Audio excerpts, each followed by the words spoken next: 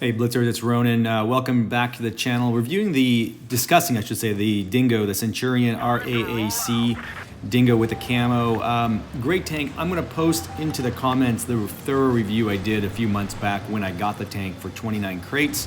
Worked hard at those puppies. And so that review included a very detailed analysis of the tank. I don't want to do it again.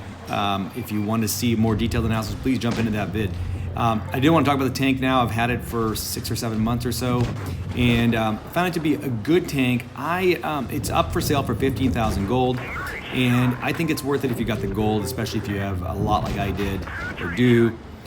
Do I think it? I mean, I just spent like 27,000 on this stupid Turtle MK1. So in comparison to that, this is a gem. But it's probably not worth and all that. It's probably not worth the gold, and the reason it's not worth 15,000 gold is you can get some really good tanks like the 121 premium tier 10 is for sale for that right now. So I think I'd wait until it's up for sale again. It'll be probably 7,000 or 8,000 in a few more months, and get it then if you really want to.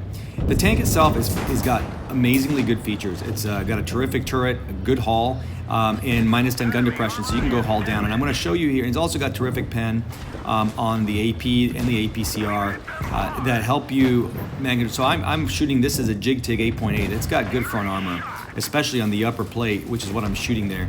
And you see how I take this position behind the dead T49, and I don't even, as Muttley cuts me off, kidding, thanks, sort of Muttley for the help there. And I clear that tank with AP, and I think that a lot of mediums would struggle to do that. Now, the tank's also, it's mobile, but it's not fast. I mean, it does move, but it's a slow medium. I don't think the speed is anything worth writing home about. The cannon's accuracy and everything is good, very solid. I do miss a couple of shots here, but not really due to anything other than probably just not good shooting. You can see there on the move shot, on the move shotting is good, and then there's some really pretty darn good dispersion and velocity. So it's a British gun. I like British guns a lot. There's a shot into the lower plate of the Eagle, and that brings up the worst problem with this tank, and there's a good example of it. The alpha is just atrocious. It simply is, and it makes it so hard to get great games with the tank because you've got to shoot so many times. In this game, I think I shot 23 shots.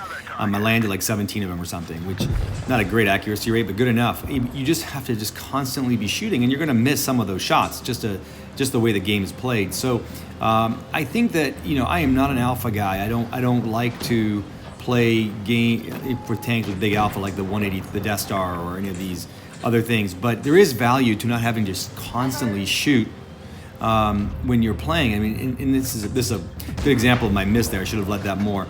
But it's a good tank, but the alpha just kills it. So, you've got 190 alpha for the AP round. There's a terrible shot. And then 160 for the AP, APCR. And it just takes you forever to, watch the shot after shot.